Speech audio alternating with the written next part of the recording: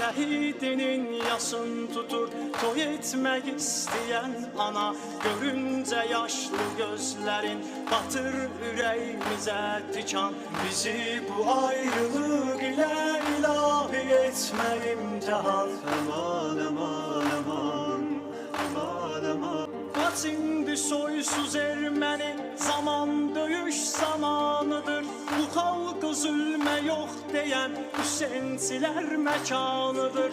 Mübarizin cəsarəti o məktəbin nişanıdır. Bir əskərin gücü onun silahı yox imanıdır. Şah İsmail soyunlanır, axır damarda eyni qan.